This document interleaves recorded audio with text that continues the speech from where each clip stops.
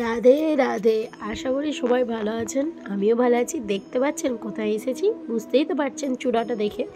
রাধারানীর বাড়ি, রাধারানী বারসানা। চলুন এবার আস্তে আস্তে গুটি গুটি পায়ে উঠে যাই। এই যে সিঁড়ি, আর এই সিঁড়িটায় দেখতে পাচ্ছেন কত ভিড়। সেই দিনে প্রচণ্ড ভিড় ছিল, আর আমরা ফাইনালি চলে এসেছি প্রায়। আর আমি ভিতরটা এত ভিড়ের জন্য কোনো ভিডিও করতে পারিনি, কিন্তু রিলস বানিয়েছি দুটো।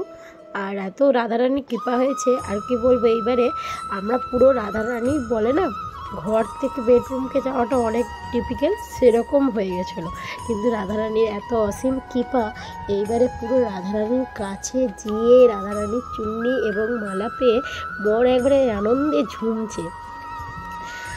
মনে হচ্ছে যে সত্যিই অনেক কিছু পেয়ে গেলাম হয়তো জীবনে। আর আমার রাধে দেখো কিরম নাচতে, দেখো সবাই আমরা।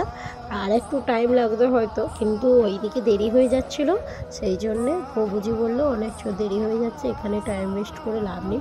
তো আমরা এখানে দুটো তিনটে ভিডিও করেই পালিয়ে গেলাম, চলে যাব এখান থেকে অন্য জায়গায়। চলো, বারসানা তো দেখে নিলাম, কিন্তু পুরো ভিডিওটা দেখাতে পারলাম না। কিন্তু পরে যদি কোনো দিন আবার তো যাবো, যাওয়ার সময় তোমাদের সাথে অনেক পুরোটাই শেয়ার করব। আর বারসানার পিছনে আরেকটা লাডলিজি দানপত্র আছে, সেখানে দান করলে অনেক নিচে লাডলিজি মন্দির হাম দেখলে আয় যে গানটা আছে না, সেই জায়গা। আর এই নিয়ে মাতাজি সব এখানে বলছেন, আপনারা শ্রবণ করুন।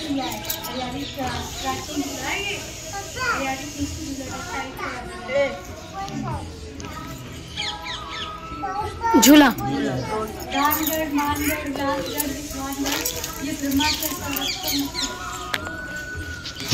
ब्रह्मा सात मुख आछिल, सात मुख दानगढ़ बानगढ़ बिलासगढ़ बानगढ़। एक नंबर, दो नंबर, तीन नंबर, सात मुख। एक दानगढ़ एक नंबर है, बानगढ़ 3 नंबर है, मानगढ़ 3 नंबर, बिलासगढ़ 4।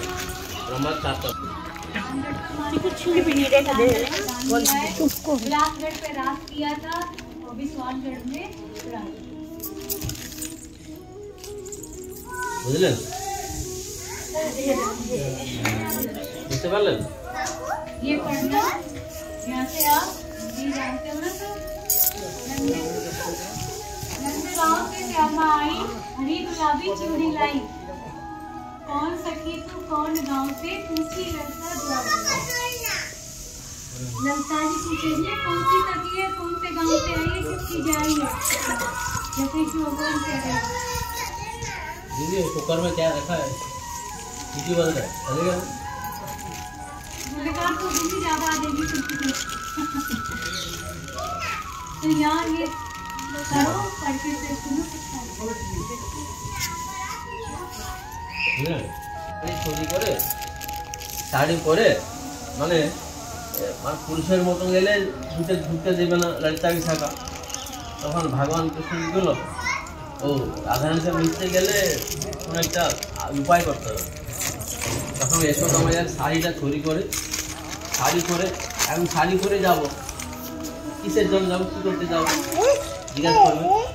তখন কী করলে, ছুরি বিক্রি করবো, চুড়ি বিক্রি করবো, চুড়ি এইভাবে আমি ভিতরে ঢুকবো। তখন রাধারানীর দর্শন করবো বলে চুড়ি দিয়ে বিক্রি করতে ঢুকলো এখানে।